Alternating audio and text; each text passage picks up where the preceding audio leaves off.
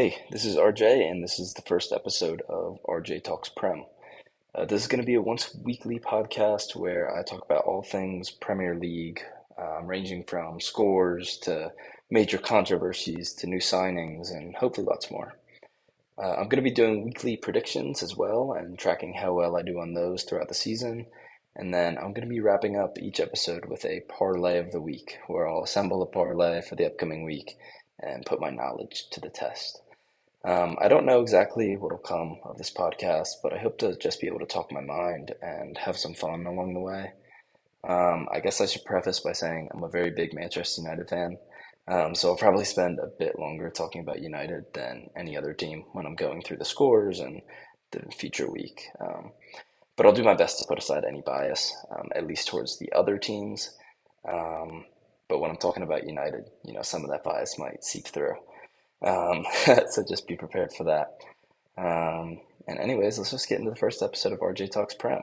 I'm going to be talking about everything that went on in week one and what's to come in week two. Enjoy.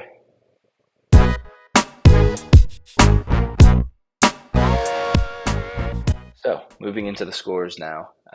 The Premier League officially kicked off this Friday with Manchester United playing at home to Fulham at Old Trafford. I've been so excited for this game. I've been waiting for it for months. This has been an off season with so much drama and so many player controversies and issues about financial fair play, and there's been so many pundits with things to say, and I just couldn't wait for the games to start.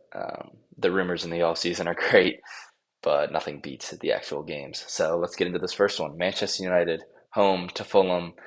Went into the game expected to win and got that done. It was a United 1-0 win over Fulham. But the game was held scoreless until the very end. It wasn't until the 87th minute when the breakthrough goal came in.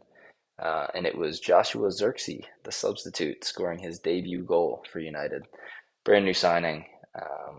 Got the job done and got United the 3 points on this occasion. And that'll be a day for him to remember. Um, but United looked like a much more compact team in this game than what we've seen in previous seasons, especially under Erik ten Hag. Lots of people question his style of play and what he wants his players to do, and if the instructions on what the players are supposed to do are clear or not.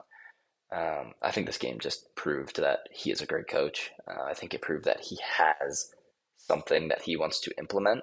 How well his players can do that, that's another debate. But it was his style was clear. He wanted to play a high press, win the ball back in the final third, and attack the net. And they did a great job of that. And I think that was mainly due to the inclusion of Mason Mount in this team. Mason Mount off the ball was incredible. His high press was something that United has lacked over the past, and it was a breath of fresh air, especially considering he was out last season, mainly the whole season with injury. Great to see him on the field after a disappointing season, and coming out of Chelsea is something to prove to make himself a real Manchester United player. But it begs the question where he'll fit in the future, and I want to get into that in a little bit. But for now, I think that the scoreline of this game didn't reflect exactly how the game went down. I think it's kind of generous to Fulham. I can remember various chances that weren't converted by United in this game. I know Bruno had two chances that on any other day you would expect him to convert, and he was playing in the false nine, so he's playing out of position, so you can't be too hard on him. But, you'd still expect Bruno, one of the best attacking midfielders in the league, to finish those chances. And I can remember a few other chances. I remember one specifically from Mason Mount where you'd expect him to finish it. He was real close to the goal and just can't convert. And then obviously Xerxes, who did convert his chance. Um, and that's not to say that Fulham were complete pushovers in this game. They definitely weren't. They, I remember multiple times where their quick wingers, Dama Traore in specific, were bursting down the wing with odd numbers against United, and that's scary for United with Harry Maguire in defense, not the quickest of defenders in the league, to say the least. Um, yeah, many times they were down the wing with the advantage. 4-on-2. I remember one, a couple 3-on-2s, 2-on-2s, but they were never able to find an end product, which resulted in them obviously losing the game. But I think they easily could have found one if they had, better build up and passing was a little bit better. Um, but still, even if they grabbed one, I don't think they ever were in control of this game. I think that United were dominant, maybe until the very end, where it got a little basketball leads, where it was just end to end. But at least for the first hour, United definitely in control of this game. I want to move into talking about Mason Mount. So I talked about Mason Mount and how his press was so crucial for United in this game. But where does he fit in the future? Because he's a natural number 10, but he can't really play in the number 10 all the time because, of Bruno Fernandes, one of the best attacking midfielders in the league who will fill that role. He can't drop down to the 8. I know he played there sometimes at Chelsea because that's Kobe Mainoo's spot. And United fans would not be happy moving Kobe Mainoo out of the 8. And the wing has so much supply that we don't need to move another player to winger.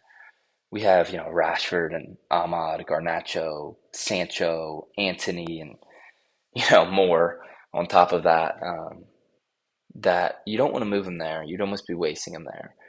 So what happens in the future when Bruno moves back to the 10, inevitably, when, Xerxes starts starting games and Hoyland comes back from injury? Is Mason Mount just a bench option? Because he's very expensive and very good at that bench option if he is. But it'll be something I'm really looking forward to moving forward and something to keep my eye on. Um, but United will definitely take those 3 points. They're going to be pushing for European spot this year. They definitely want to do better than their 8th place finish last year. Um, and maybe they'll be pushing for a top 4 spot. Is that out of the picture? Maybe, but that's what they'll be pushing for. And a loss here for Fulham probably isn't the end of the world. I think they'll be fine losing to United and bouncing back against other teams. So moving on to Saturday now. This is where the bulk of the Premier League kicked off. I think most results on Saturday were probably in line with what I would have expected. I don't think there was any crazy results to go over, but let's get into it. The first game was Liverpool at home to Ipswich Town, one of the 3 newly promoted teams who were just in League One 2 years ago. They were in League One, promoted to the Championship, promoted directly to the Premier League. So they're almost fresh out of League One in a way. And they had a very tough return back to the Premier League with Liverpool in Week 1. For reference, Ipswich hasn't been in the Premier League since the 2001-2002 season. And that's the year that I was born. So they really haven't been here in a while. But they're back. And like I said, they had a tough first game. But they did very well, and I think they had a game to be proud of. In the first half, they held Liverpool to 0 shots on target, and that's something that not a lot of teams at all in the Premier League can do. And that's something that they can be proud of. And the game went into halftime 0-0. Eventually, Ipswich succumbed to Liverpool's dominance in the second half, as Liverpool found 2 goals coming from Diogo Jota and Mo Salah, and they were able to pull out a 2-0 win. But I think it's important to remember that this is Arne Slot's first ever game as a Premier League manager. So 0-0 at halftime for Liverpool might not be the end of the world. He might just have needed to make tactical changes at halftime and adapt to the game, which they clearly did. They came out much better in the second half and were able to get the job done. But I think this is something for Ipswich to be very proud of, and I think that this is something that they can build on moving forward. They're a team that's expected to go down. But they didn't look like a team that was expected to go down, at least in the first half. If they can learn from this game against Liverpool, one of the most dominant teams in the league, and apply what they've learned moving forward and stay competitive in games like they did, especially against those mid-table, low-table teams, I think they have a real shot of avoiding relegation, at least based on this game. We'll have to see how they pan out moving forward. But yeah, another thing I want to talk about is, like I said, Diogo Jota and Mo Salah grabbed the goals. Another player starting up top on the left wing was Luis Diaz. But it begs the question, what happens with Liverpool's front 3? Their front 3 is great. I'm not questioning that. And they have incredible depth with players such as Cody Gakpo and Darwin Núñez. But the question is, are Cody Gakpo and Darwin Núñez too good to be bench options. Gakpo didn't get into this game until about the 75th minute, I believe, and Nunez didn't feature at all. And people argue, well, yeah, it's great to have depth. Which it is. It's incredible to have depth, especially depth of that quality. But I don't know if players of that quality want to be depth. They want to be a starter. They want to score goals. Or do they? That's a question for the players. But what happens with this front three moving forward? Is Nunez going to play at all? He's a Klopp signing, so is Gakpo. Does Arne Slot not like them? Is this just a rotational thing? What happens moving forward? Just something to keep our eyes out on. And I'll be very interested to see how that plays out. Anyways, a big 3 points for Liverpool here, which they'll need as they push for a European spot. And 0 points for Ipswich, but something to hold their heads high about. So moving on to the next game, it was Arsenal at home to Wolves. The Gunners came out on top of this one with a 2-0 victory, which I think most people probably expected something along those lines. They look completely dominant in this game, Arsenal did. That's something that most people, again, probably would have expected, including me. Arsenal competing for Man City for the title these past 2 years, coming up short both times. They have something to prove this season. They were always going to come out strong and prove something in this game. The goals in this game came from Kai Havertz in the 25th minute and then Bukayo Saka in the 74th minute. And Arsenal will be looking to continue this form moving forward. They're obviously going to be pushing for a Premier League title this year. They're not going to want to come in second 3 years in a row. Well, it's not the worst thing in the world, right? I wish United came in second 3 years in a row, but you know what I mean. They're going to want to do better this year and finally take down Man City. But this is a game that just shows their intentions and shows what they can achieve this season.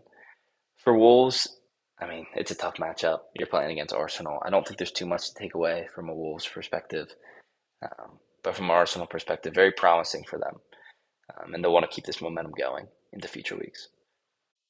So moving on to our next game now, Everton took on Brighton for their home opener, where the Toffees were soundly defeated in a 3-0 thumping. Brighton's first two goals coming from Matoma and Welbeck, and then in the 66th minute, Everton picked up a red card, veteran right back Ashley Young, former Manchester United player. And then to make matters even worse, in the 86th minute, Brighton tacked on a third, resulting in that 3-0 defeat. This result will be welcomed by Brighton and their fans as they get ready for their campaign with a brand new coach, Fabian Hurzeller. Definitely butchering that name, I apologize. German coach. The team underperformed last year under De Zerbi for their own standards. They finished in 11th, and this is a great start this year for them. They're going to be pushing for a European spot, probably top 7, top 8, and this is a great start for Everton. Probably the contrary. They've been fighting relegation the past few years. I know they've had points deductions as well that haven't been helping, and this isn't what you want to start your season.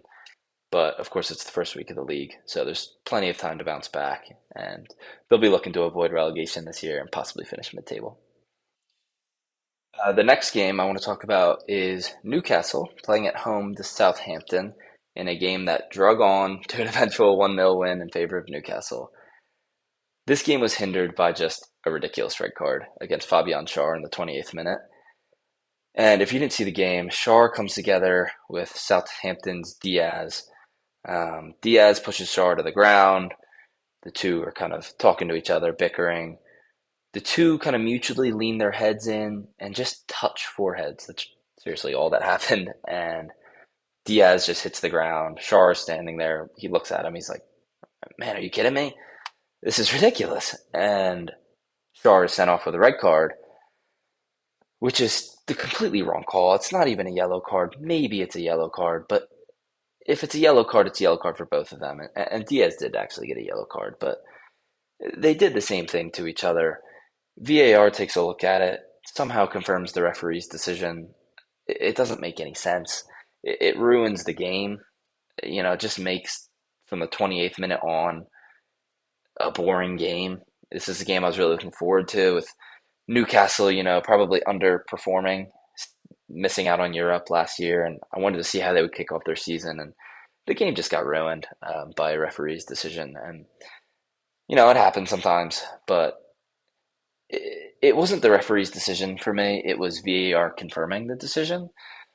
And I heard that this year that the referees or that VAR are told to be more on the referee's side, and only overturn things if it's completely, you know, obvious that it needs to be overturned.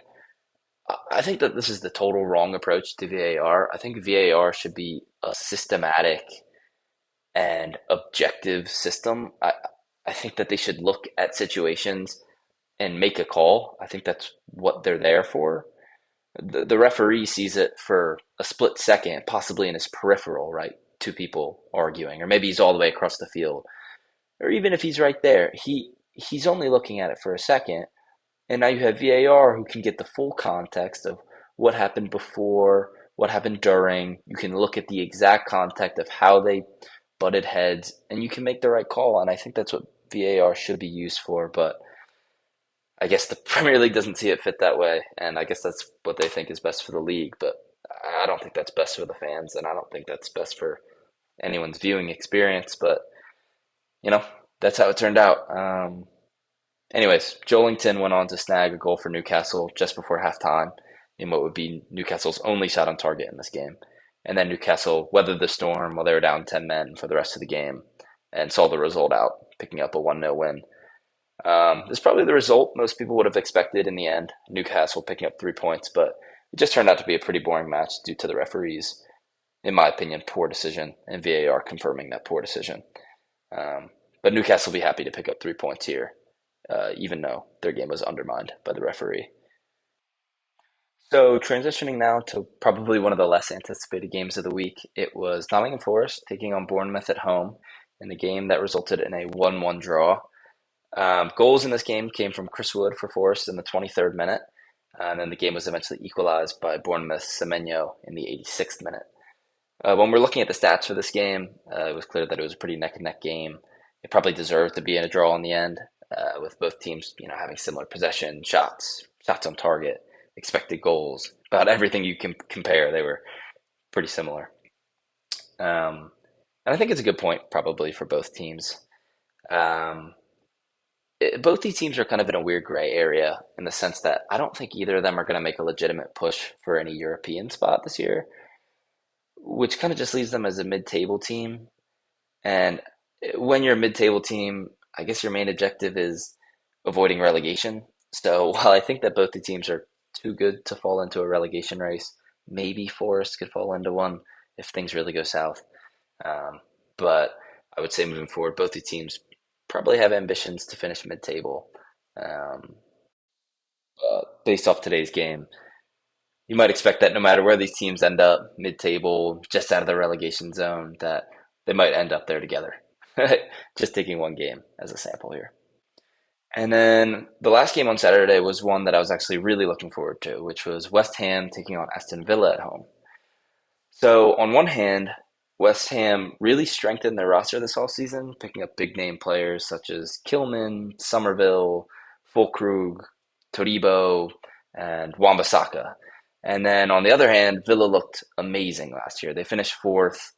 They secured a Champions League spot. They just looked incredible the whole season. Unai Emery, just a genius with what he did with that Villa team, who weren't expected to make that European push, at least for a Champions League spot. So yeah, I was really excited for this game, and the odds going into this game were roughly 50-50, but Villa ended up squeaking out a tight 2-1 win away from home. Villa took a 1-0 lead on a debut goal from Amadou Onana from Everton. He scored in the fourth minute off of an unmarked header, coming off of a corner. The game was eventually equalized off of a Paqueta penalty. And this penalty stirred up some controversy in the online community. I thought it was a stonewall penalty looking at it, but I was looking at some things after the game, and people were saying, oh, West Ham should have never gotten that penalty. That is ridiculous. That's such a bad decision. And in my head, I'm thinking, the referees, I'll be the first one to tell you when they're being terrible, but I'm not going to call one out on a 50-50 decision. So I think if some people think it's a penalty, some people don't, you know, the referee has to fall on one side of that 50-50, and he decided to give the penalty. It didn't end up mattering at the end of the day. Villa secured the win with a 79th minute goal from Duran, and they ended up getting 3 points on this occasion. Stats wise, again, this was a very close match. Both teams had similar possessions and shots, but yeah, Villa etched it out in the end, and they just had that extra little push that got them through the finish line. I'm really excited to see how both the teams fare for the rest of the season. I think that they're both going to be pushing for a European spot. Maybe Villa trying to push top four again. Is that too much to ask? West Ham trying to crack into that top eight. But yeah, it'll be really interesting to see how both these teams do the rest of the year, and I'm looking forward to it. So moving on to Sunday now, there were two games on Sunday, the first of which being Brentford taking on Palace at home. And believe it or not, this was another game filled with controversy. This controversy was against Crystal Palace. It was in the favor of Brentford. And Eze took a free kick, and it was absolutely incredible. He was way far out. You would expect him to be putting a ball into the box. He went for the target, hit it off the near post, back of the net, but it was disallowed due to a foul in the box when Eze was taking the kick. The referee blew his whistle. I think it was Hughes that got brought down in the box. Well, I say Hughes got brought down in the box. The referee called the foul on Hughes, but Hughes was the one that went down when you look at it under further review. So the referee shouldn't have blown his whistle for a foul on Palace. If anything, it should have been a penalty in favor of Palace, but the referee did blow his whistle. VAR now can't take a look at it, which they would have overturned and said, yeah, no foul, goal stands. But since the referee blew his whistle, VAR can't take a look at it, and the goal is just strictly disallowed. And apparently after the game, the referee admitted his mistake on this, which, I mean, you have to respect. It's just a genuine error, but you just hate to see these refereeing decisions have such big impacts on these games. Especially when right after this call happened, I think maybe Crystal Palace were shaken up by it or disgruntled by it, because almost immediately after, it was Mbomo who would go down and open his account on the new campaign, give Brentford that 1-0 win. 1-0 lead, sorry. And moving on, then Palace would go on to equalize after an own goal in the 56th minute. Although this goal would be minimized by Brentford's eventual game winner, with Wissa scoring in the 76th minute to give Brentford that 2-1 victory. And speaking of Wissa, just as a striker, he started this game because Ivan Toney was notably left out. And this was very surprising to me. I really enjoy watching Ivan Toney play. So I was really excited to watch him play. I saw that he wasn't in the lineup. I thought he must have been injured. I checked Twitter. Turns out he's left out of the game due to rumors about his transfer, with the most interested club apparently being a club in Saudi Arabia. And I would hate for Ivan Toney to go to Saudi Arabia. I think he's a great player. I really enjoy watching him play. I think he's such a prolific striker. But it begs the question why Chelsea wouldn't go in for a player like Ivan Toney. Proven goal scorer in the Premier League, probably not ridiculously expensive. It just makes me wonder why they wouldn't go in for a player like that. But maybe there's something off the field we don't know about. Or maybe that's just how Chelsea rolls. Sometimes their transfer policies don't make too much sense. But let's move on to Chelsea now. So Chelsea took on Man City at Stamford Bridge. And this was not as much of a spectacle as last year, at Stamford Bridge between the two clubs, which, if you remember, was that crazy 4-4 game.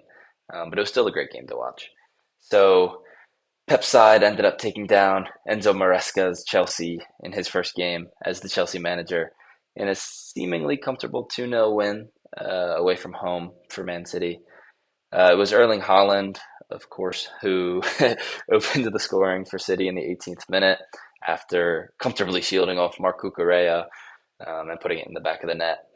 And I didn't know this until after the game, but apparently after winning the Euros, Cucurella was singing a song about himself, as some players have songs about themselves.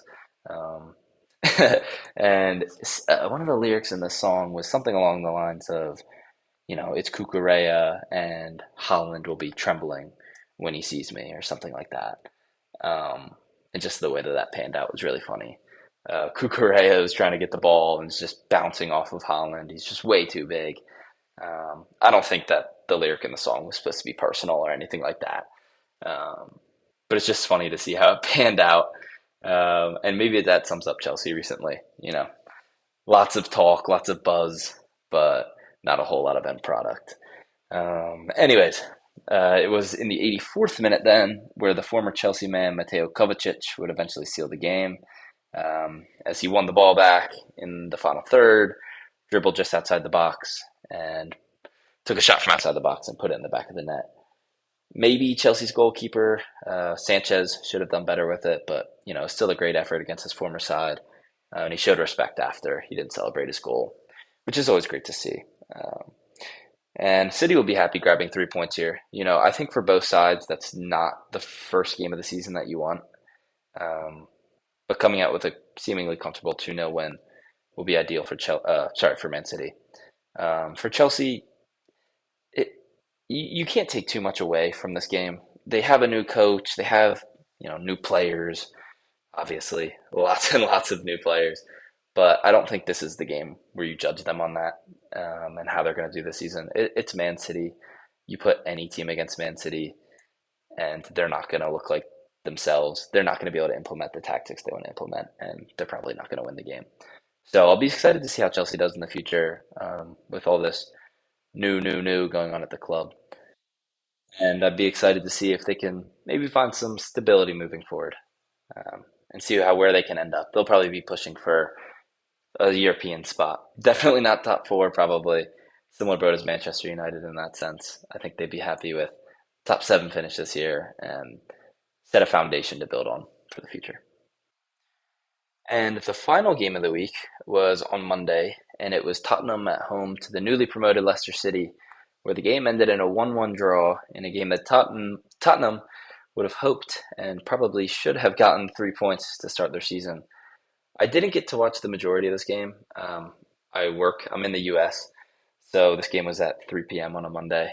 So I didn't have much time to tune into this game. I did listen to parts of it, and I did check, the highlights after the game, but a lot of times that doesn't give you the full picture of the game. But from what I did pick up, Tottenham were extremely dominant in this game in the first half. Pedro Porro picked up his first goal of the season off of a James Maddison assist, a header in the box to pick up a 1-0 lead for Spurs in the first half. Um, but Tottenham couldn't take advantage of their momentum. They were controlling the game, but they only got that one goal out of their constant pressure. And Leicester, a proven Premier League side, they know how to win games. They find their way back into the game with a Jamie Vardy 57th minute goal, which you just love to see Jamie Vardy back in the Premier League, by the way. It just makes me so happy. He's just such an icon in the Premier League, even at his old age, competing and scoring goals. Just great. But then from there on out, neither team could find the back of the net, or take advantage of their chances, and the game ended with a split point between the two teams. This result, I think Leicester will be very happy with. They probably deserve to lose on this occasion, but it may pan out to be a crucial point in a potential relegation race. That point could be huge, down at the bottom, 1 point determines whether you can stay in the Premier League or not, depending on where they finish. Maybe it won't end up mattering that much, but, looking back when it's week 38, we might be looking at that 1 point and saying, wow, that was huge. On the flip side, Tottenham might be kicking themselves over dropping those 2 points in a game that they probably should have won. They're going to hope that those 2 points don't come back to hurt them when they're pushing for a European spot. Again, maybe it won't, but when you look at week 38, which is a long way out, are we going to be saying, wow, Tottenham should have had those 2 points and that would have put them in, XYZ position? But it'll be something to keep an eye out on as we look forward and progress through the league.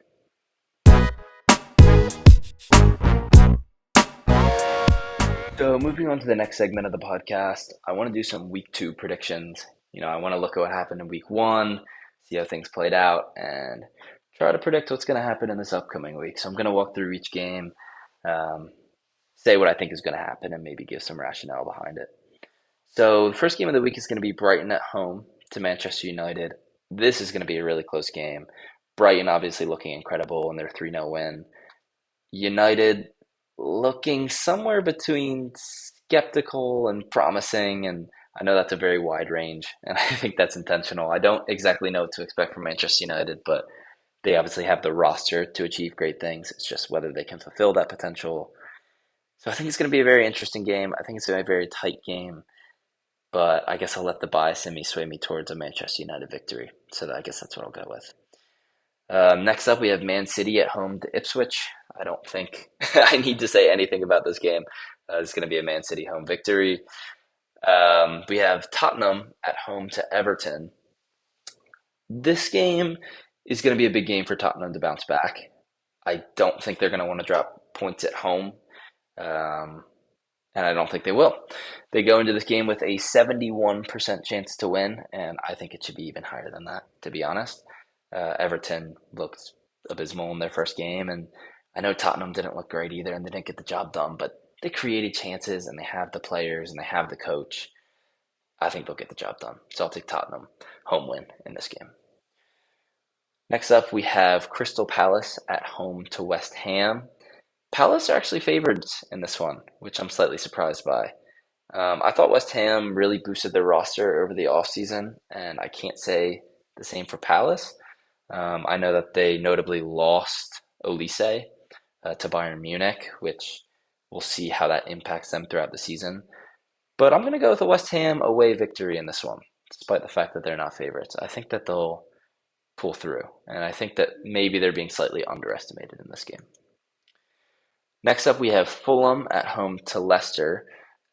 Both teams in this game looked pretty uninspiring last week, although I guess Leicester were able to salvage a point from their game. But regardless, I'm going to go with the Fulham home win. I think that despite dropping points to United last week, I think that they're still a pretty competent side. I think that they'll be able to take control of a game at home against Leicester, and I think they'll come away with 3 points there. Next, we have Southampton at home to Nottingham Forest. Southampton are actually slight favorites in this match. Again, I didn't expect that. I think Southampton being a newly promoted team and Nottingham Forest, I know that they were close to being relegated last season, but there's a big difference between being relegated and staying up, and they were one of the teams that stayed up. So, you know, they know how to get a result when they need one. And I think they'll be looking to kickstart this season. I think they're a better side than Southampton. So I know they're away from home, but ultimately I think Nottingham Forest are going to win this game. The next game we have Aston Villa at home to Arsenal. Arsenal go into this one as favorites, and I think that's for a good reason. I think that Arsenal looked completely dominant in their first game, and I know Villa were able to get that win against West Ham, but I think Arsenal, like I said earlier, have something to prove, and I think they're going to come into this game strong. And I know Villa are a very competent side. I know they're a very good side under Unai Emery, but give me Arteta's Arsenal in this one. Next, we have Wolves at home to Chelsea. This one might be controversial. Chelsea go into this game as moderate favorites away from home. They're expected to win this one, but I think that this match will end in a draw. I think Wolves are a good side. I think sometimes they don't get the credit they deserve. I know last week they looked very uninspiring against Arsenal, but you're going up against Arsenal. There's not very many teams in the league that are going to look good. Maybe I'm wrong. Maybe Chelsea will find some type of rhythm, um, some type of something to build on, and maybe they'll come to this game and play great. But until I see that from Chelsea, I don't like to favor them really against any team that's not in the bottom 7 teams in the league. And Wolves are not one of those teams. So I think Wolves, due to the fact that they're at home, will get the draw. I think if it was at Stamford Bridge, I'm taking Chelsea here. But it's at the Molineux. Give me Wolves. Or sorry, give me a draw. Don't give me Wolves. Next game is Bournemouth at home to Newcastle. Newcastle are favorited to win this game, but not by a significant margin, which I think could possibly be due to the absence of Shar, due to that fluky red card, which we discussed earlier. Regardless, I think Newcastle grab an away win here. I think they're a much better side. than Bournemouth, and I think they'll just come into this game and prove why they should be in a European spot this year. And then our final game of the week, we have Liverpool at home to Brentford. Liverpool go into this game as heavy favorites, and of course, I'm going to go with a Liverpool home win here. Brentford were able to squeak out that win against Crystal Palace, but Liverpool are a very good side with something to prove under Arne Slot.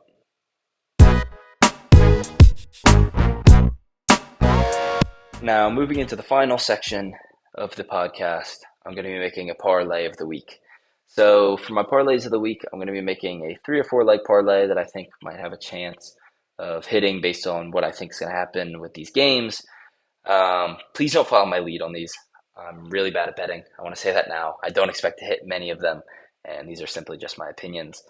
I'm only going to put $1 on each of them, but I want to see kind of how much money I can make or lose by betting $1 throughout the course of the season. I'm sure I'll lose money, but it'd be kind of cool if I won some money, right? Even though it wouldn't be a lot. Also, since I'm doing this a week in advance, I'm not going to be able to do player props because I'm using DraftKings, and DraftKings does not update their player props until midway through the week. So I'm just going to be doing money line and spread bets for now. But let's get into it. So the first leg of this parlay is going to be Tottenham money line minus 245 at home to Everton. Tottenham's going to need to bounce back after that unconvincing result against Leicester. They'll be at home. Everton looked poor against Brighton, and I think that this one's a pretty secure pick. The second leg of the parlay is going to be West Ham money line plus 210 away to Crystal Palace.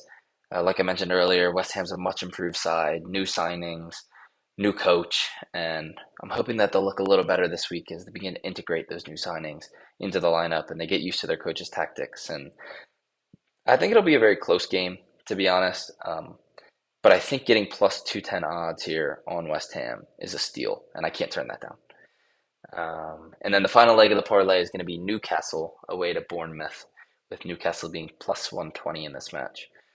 I think Newcastle is one of the best teams in the league under an incredible coach in Eddie Howe, and I think they should definitely be able to pick up 3 points against Bournemouth here. And I think getting plus odds in this game is a great opportunity.